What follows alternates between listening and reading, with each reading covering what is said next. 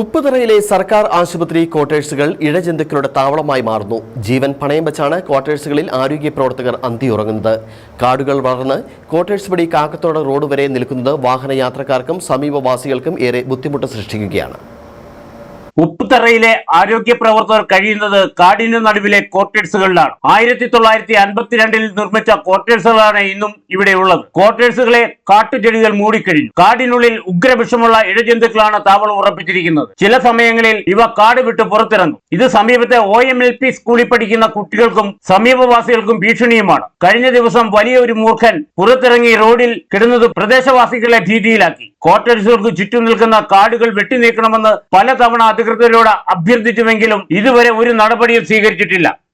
Government ഹോസ്പിറ്റലുമായി ബന്ധപ്പെട്ട് ഡോക്ടേഴ്സും ജീവനക്കാരും ഒക്കെ താമസിക്കുന്ന ക്വാർട്ടേഴ്സിൻ്റെ ഈ എതിർവശം ഭയങ്കരമായ കാട് വളർന്നു നിൽക്കുകയും ഭയങ്കരമായ പാമ്പുകളുടെ ശല്യവും കീരികളുടെ ശല്യവുമുള്ള ഒരു സ്ഥലമായി മാറിയിരിക്കുകയാണ്. അവരുടെ സങ്കേതമായി മാറിയിരിക്കുകയാണ്.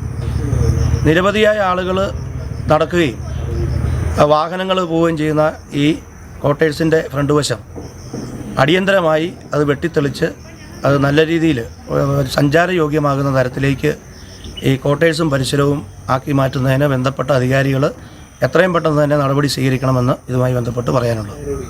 കട്ടപ്പന ബ്ലോക്ക് പഞ്ചായത്തിന്റെ കീഴിലാണ് ആശുപത്രി പ്രവർത്തിക്കുന്നത്. ഗ്രാമ ബ്ലോക്ക് പഞ്ചായത്ത് പ്രസിഡന്റുമാർ ഉപ്പുതറ നിവാസികളായിട്ടും ആശുപത്രിയുടെ ക്വാർട്ടേഴ്സുകൾ ചുറ്റും വളർന്നു നിൽക്കുന്ന കാടുകൾ പോലും വെട്ടിനീക്കാൻ നടപടിയെടുക്കുന്നില്ല.